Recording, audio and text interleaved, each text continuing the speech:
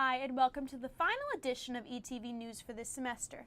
I'm Brianna Rotanto. And I'm Zara Hernandez.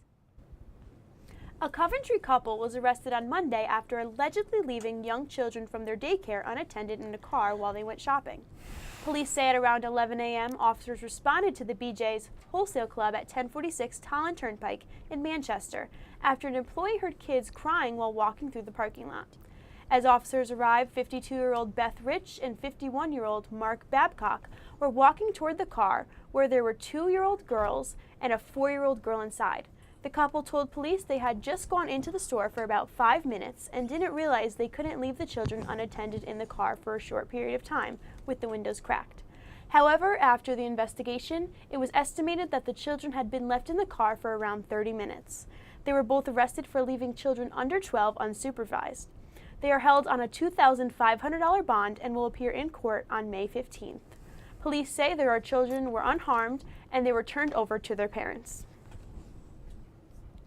A Connecticut judge has dismissed a lawsuit against the Boy Scouts of America by 17 men and 2 women who say a scoutmaster sexually abused them when they were children in the 1960s and 1970s. Judge Charles Lee ruled the lawsuit was barred by a statute of limitations that prohibits child sexual abuse lawsuits from being filed more than 30 years after plaintiff turned 18. The lawsuit claims scouting leaders knew or should have known that Ridgefield Scoutmaster Donald Dennis was a danger to children and didn't protect them. Dennis died in 2013. The plaintiff said they couldn't file the lawsuit within the statute of limitations because scouting officials concealed their knowledge of Dennis' alleged actions. But the judge ruled the plaintiffs couldn't prove that anyone concealed any information about the alleged abuse. With the school year coming to a close, that means spring is finally upon us. And with that comes seasonal allergies. Doctors from Hartford Healthcare say they are expecting more people to be coming in with the seasonal snuffles. But this is only just the start of it. Doctors say that allergies can develop even if you have never had them before. So if you're noticing that you are getting nasal congestion, itchy eyes, watery eyes, or even a sore throat or cough in this beautiful weather, it might be time to contact your healthcare professional. A long search for a man nicknamed the Golden State Killer has ended. Former California police officer Joseph D'Angelo, age 72, was found and arrested after DNA evidence from his home was collected and tested against DNA found at old crime scenes. This puts an end to a 40-year investigation. D'Angelo is accused of murdering 12 people and raping at least 50 people in a 10-year span from 1976 to 1986. This past Sunday, according to the police, a couple in a vehicle were threatened by dirt bike and ATV riders in New Haven. The couple was driving in the area of Kimberly Avenue and El Grasso Boulevard near a group of ATV riders. One of the riders kicked one of the car doors along with picking up a rock and threatening to throw the rock at the couple's vehicle as the other riders surrounded the car. Later on that day, police caught up with the group of riders. Then they circled the police cruiser and managed to escape. Dr. Eleanor McCants-Katz, Assistant Secretary for Mental Health and Substance Use in the U.S. Department of Health and Human Services, will be the commencement speaker and honorary degree recipient of Eastern Connecticut State University's commencement exercises this year. After earning her degree from Eastern, Dr. McCants-Katz went out to earn a PhD at Yale University in infectious disease epidemiology and then received her MD from the University of Connecticut. After completing a residency in psychiatry, she held teaching positions at numerous colleges and universities, including the Yale School of Medicine and Brown University. She has more than 25 years of experience as a clinician, teacher, and clinical researcher. Eastern Connecticut State University's commencement exercises take place on May 15th at the XL Center in Hartford. Eastern Spring Fest was the past week and Jennifer Florentino was out around campus checking out the events. Let's take a look. I'm Jennifer Florentino with ETV News and I'm here outside in Webb Lawn where CAB's annual Spring Fest is taking place. The Campus Activity Board hosted their annual Spring Fest, bringing lots of fun events for Eastern students. The week of events kicked off with the Chills and Thrills. We out here at Webb Lawn at this CAB event. Real fun, good weather. Got bungee jumping, a little stunt jump. Feel me? I guess we got a little food or something, a little music.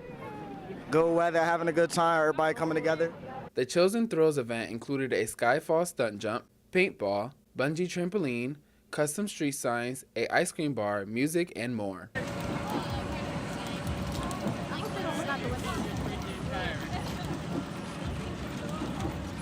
I sat with Shayna Blumel, the CAB concert coordinator, as she reflected on her role in planning these events. My role in SpringFest was to help my, well, not even assistant coordinator, but my coworker, Matthew, plan SpringFest and go shopping for him and make sure that he had all of his like items for like the campfire and for like all of his like normal events for like even Chills and Thrills and the carnival, and like making sure all the wristbands were ripped and stuff like that. So it was a lot of like running around for me. But it was fun because I was able to help him on the other side to like do paperwork and stuff like that. So Eastern students have been coming the last few hours to enjoy multiple activities on the web lawn. Students have been ranting on how much fun each activity is and how relieved they are to have nice weather. Some even trying out new activities for the first time. I love this time of the year. CAP always puts on this bomb Spring Fest where you see all the people come out, get dressed, get cute, and have fun in the sun. It's really nice to see all the students come out and participate with each other. I'm excited for all the events to come and really excited for this one. There's a lot going on, and I can't wait to see what the rest of the weekend looks like. Following the Chills and Thrills event, CAP hosted a backyard barbecue. With lots of food, music, and entertainment, students continue the festivities. Charlotte McDonald, CAB manager, gave me insight on what it takes to put on a large-scale event like SpringFest. SpringFest Week is an all-hands-on-deck type of event. We have all assistant and coordinator sign a contract in the beginning of the year where they promise that they will set aside time to attend all events and also work events. So if they have an off-campus job, they need to schedule time off. But from the very beginning for paperwork, we do like entertainment templates. We have to receive all W-9s from our performers and vendors. So we have to do that 2 weeks in advance. Well, we always do it well before that, but just in case there's any discrepancies. But talking about the Chills and Thrills event, we had Fun Enterprises, Party Vision, and we have a really good relationship with them, which is good because when we put on these great events with lots of activities, that's when we can get lower prices for the events and have them bring stuff. So that's really cool. And just touching briefly on the concert, we have a middleman. His name's Brett from Concert Ideas, and in the beginning of the semester he sends us a list of all the possible performers that can come to Eastern, and then once we like someone and we decide to put in a bid. So once they accept that, we have to ask like Walter Diaz, Michelle Delaney, all those very important people in student affairs or student activities to see if we could have them. So we do extensive background checks on the performer by checking videos from 2003, as far back as they've been performing. So it's a lot of work, but we know the students love this time of year, so we do a lot of heavy work to make sure it's possible for them. As you can see, there's so many events happening today in Web Lawn. That's it for me. I'm Jenfrey Florentino. Until next time. Thanks, Jenfrey. We hope everyone had a safe and enjoyable SpringFest. We're going to take a quick break, but we'll be right back with Jawan Givens and this week's entertainment update. Good morning. Hope you all had a good weekend and are ready to be inspired. One quick thing I want to remind you guys to be studying. Major key alert. Did you just look at your phone while you was in class? You played yourself. Today we're talking about inspirational quotes. You want to get that paper? You better turn in that paper and get an A+. That's a major key. Another one. Mogul talk. You want to reach the mountaintop? You got to go hard. To succeed, you have to believe. Stay focused. Fly higher than the eagle. Don't ever play yourself. The key is to make it, so make it. Louise, can you give me an example of an inspirational quote from recent history? Don't play yourself. The key is to make it. And who said that? I did. Now that's a major key alert.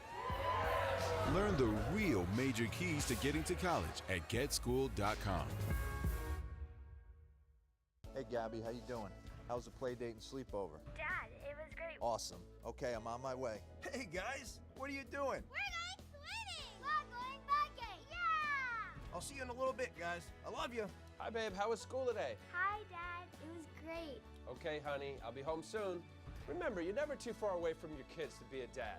Reach out and take a second to check in, because sometimes the smallest moments can have the biggest impact on a child's life.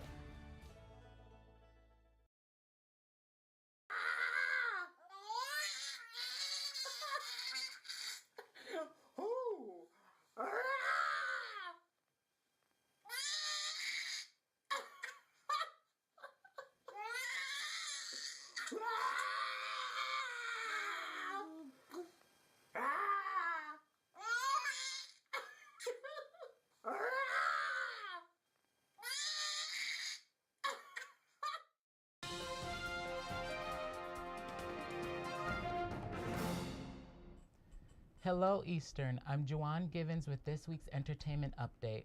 I've only been at Eastern for a year now, but in my short time here I can say I have met so many amazing people working with ETV News. They all have such amazing talent and I'm so happy to be around that. The one thing I'm going to miss is the seniors. I'm going to miss Jeffrey's swagger. Does anyone say that anymore? But I love how he never fails to chase his dreams and keep striving towards what he wants in life. Catherine's smile brightening up the whole room when she walks in. Hearing Cassandra directing the show and making it so amazing. Jeff asking if they signed in and Anthony coming to the rescue every time there are technical difficulties. We have so many shoes to fill and I know next year we will definitely build on the foundation you have all created.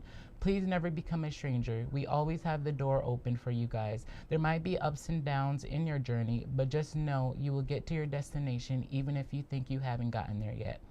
Thank you for joining me for my weekly entertainment update. I'm Juwan Givens. Until next time. Thanks, Juwan. We'll be right back after these short messages. They'll test you. Try to break your will. But however loud the loudness gets, however many cheese puffs may fly, you're the driver, the one in control. Stand firm. Just wait. And move only when you hear the click that says they're buckled in for the drive. Never give up till they buckle up. We just finished dinner and it was time for homework. He hates homework. It makes no sense. I don't know how he finds anything in his backpack. I can't find my backpack. Finally, we found his assignment. He rushed through it. I wonder if he even learned anything. I wasn't gonna get it right, so I just wanted to get back to playing my video game. At least I'm good at that. I couldn't even read his handwriting. Holding the pencil makes my hand hurt. I know he's bright. Why is it so hard for me? He's I'm just trying gotta as try a hard little as harder. I can. When you can see learning and attention issues from their side, you can be on their side. That's why there's Understood.org, a free online resource for the parents of the 1 in 5 kids with learning and attention issues. Here you'll get personalized recommendations, practical tips, daily access to experts, and more. Go from misunderstanding to Understood.org. Your daughter is having trouble learning French. Do you A, hire a tutor? Bonjour.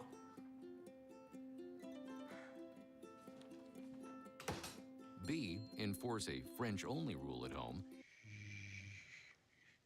Or C, watch some foreign films? When it comes to parenting, there are no perfect answers, but that's okay, because you don't have to be perfect to be a perfect parent. Teens in foster care will love you just the same.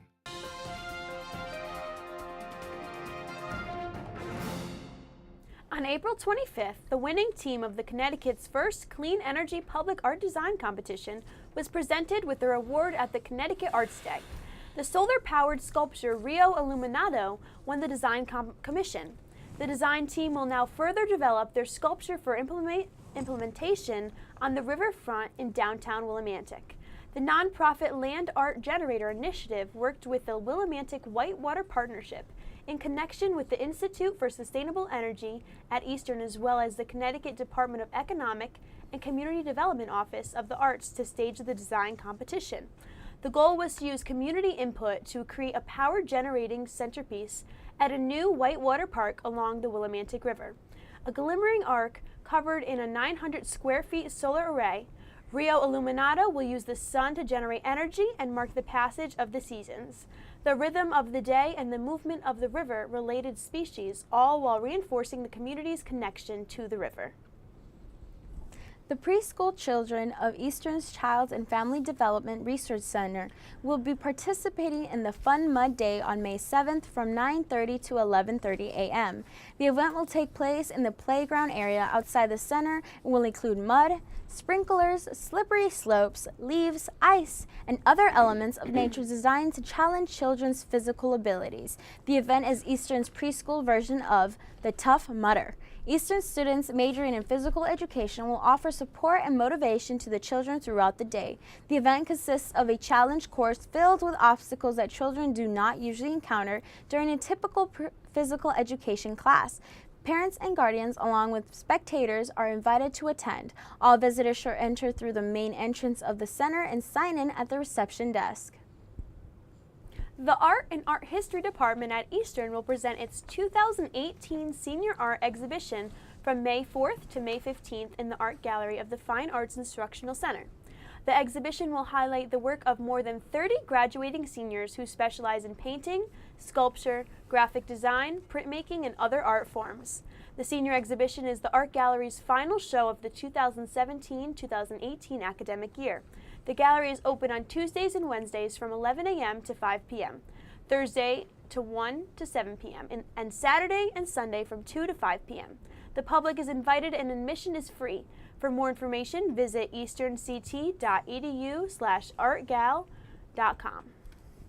More than 100 students from Eastern Connecticut State University dispersed around Willimantic on April 28th for Town Pride Townwide, Eastern's annual spring cleaning and beautification project. The students volunteered nearly 500 hours of time as they worked at more than 20 sites in collaboration with community partners. Among their efforts, students washed windows at local churches, picked up trash along roadways, mulched and cleaned garden beds at town parks, and painted and raked leaves at nearby housing developments. Sponsored by Eastern Center for Community Engagement, Town Pride Townwide is the university's largest volunteer event of the year.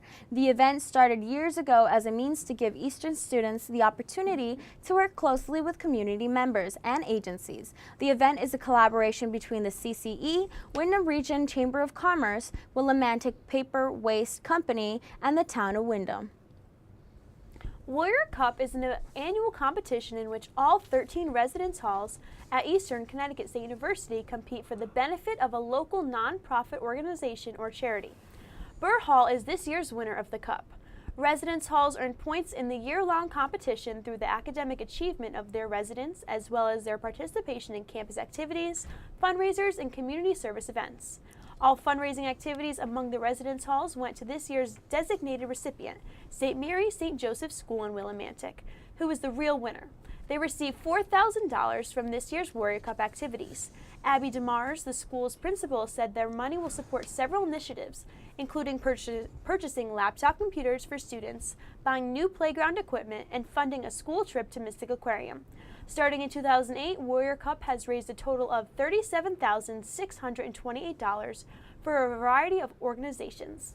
Catherine Puglisi was in Lisbon, Connecticut for the 6th annual Joe Kelly race. Let's take a look. Hi, I'm Catherine Puglisi reporting here in Lisbon, Connecticut for the Joe Kelly 5K Memorial Race. Let's go take a look.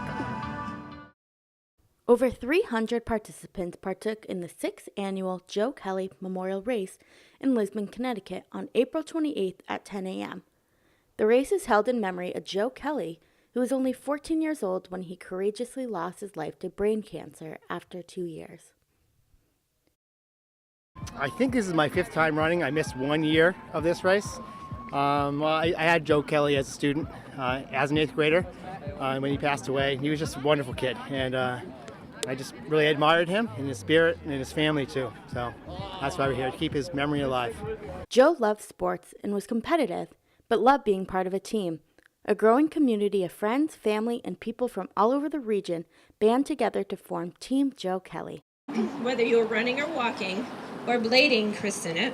Just be glad you can. Thank you again for coming today and making Joe's race a great success. Whether people ran or walked, they helped families with children battling cancer. The proceeds from this event were directed to the Connecticut Children's Medical Center for the purpose of providing assistance and services for the families with children undergoing treatment in the oncology department in Joe's memory. One year, the funds raised were able to help a 12-year-old patient who was diagnosed with cancer pay for a month of rent.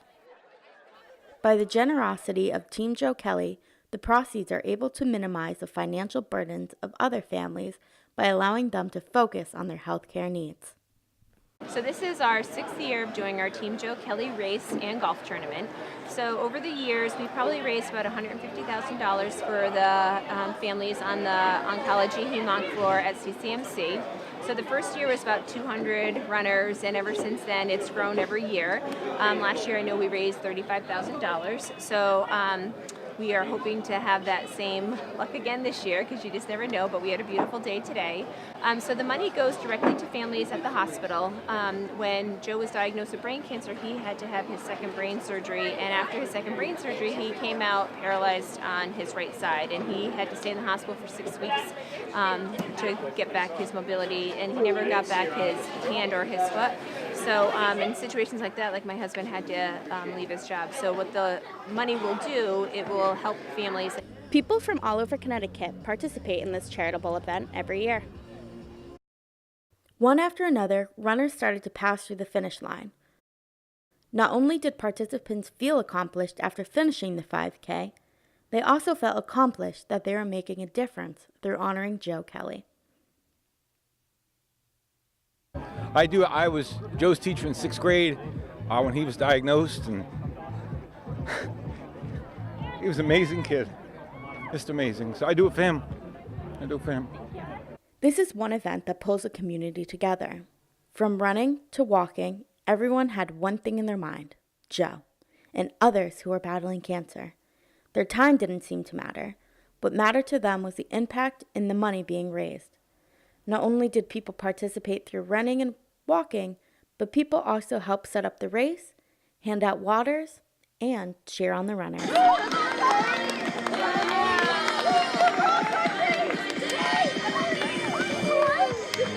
Just the fact that all of these people showed up to do something in his name and his memory and remember him, I think that he would probably be humbled. He'd probably, being a 14-year-old boy, feel really popular. He probably thought he would think it was great, and I do think that he has a cousin who's a baseball player, and he wears whatever team he's playing for, he used to wear from head to toe, and I think that seeing people walking around with Team Joe Kelly shirts on and coming to participate in things to help other people, I think he would feel honored and special. So we do it to remember him, we do it to help other kids like him and other families like us, and I think that he's smiling down on us. Well, it looks like everybody had an amazing time at this fantastic charitable event. I hope to see you all next year here at the Joe Kelly race.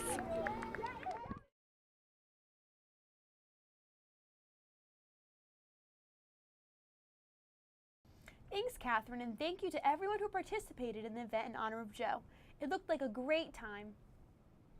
We're going to take a quick break, and we'll be right back with Alexa Munoz and our Eastern Sports Update.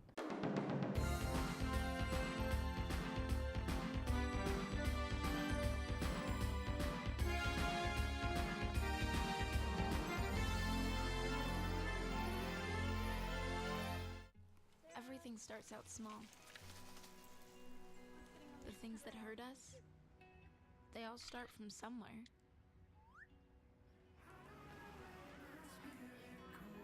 The words we say, the things we do, they can grow into something else. What was small and innocent can become big and sometimes scary. All it takes is one comment, one picture, one video for something to catch fire. But a big problem doesn't need a big response. Not at first. Even if we don't know what to say, the eye emoji can be that first step we take. Let's all pledge to take that first small step together and change the world in a big way. I'm a witness, and so are you.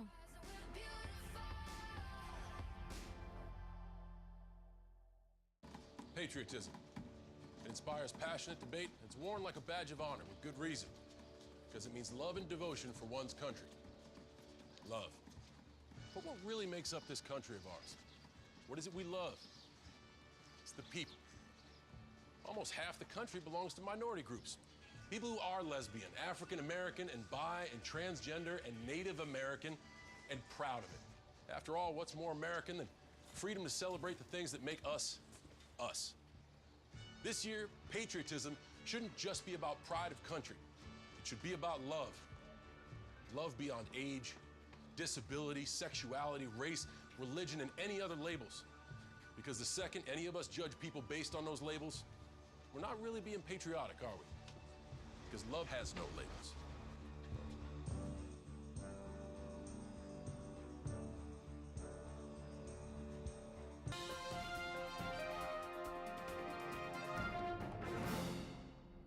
Welcome back to Eastern Sports. I'm Alexia Munez.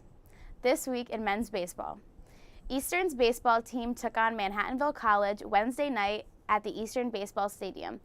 Eastern's sophomore righty Jack Risley pitched a two-hitter over 6 innings, and the Eastern baseball team broke open a tight game by sending 12 batters to the plate and scoring 7 runs in the 5th inning. Risley fanned 3 and walked 3 before Nicholas Kierzowski, John Ferreira, and Jared Buckley closed out the team's 11th home win by pitching one inning apiece. For Eastern, the victory gives them at least 20 wins in 47 consecutive seasons.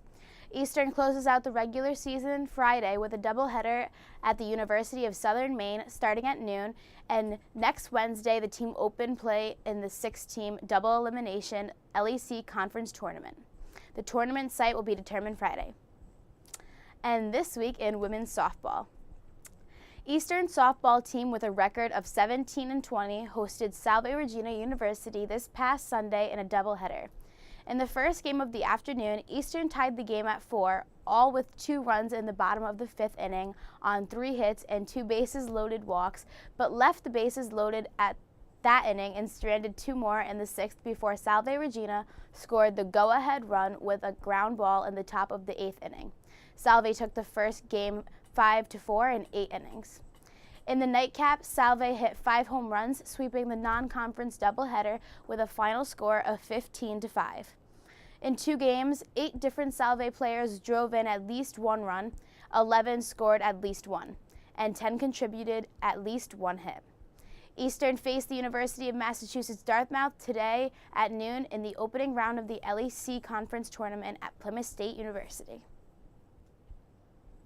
That's all for this week in Eastern Sports. Thank you for joining me. I'm Alexia Munez. Thanks, Alexia. That's it for this week's show. Thanks for watching. We'll see you next semester, Eastern.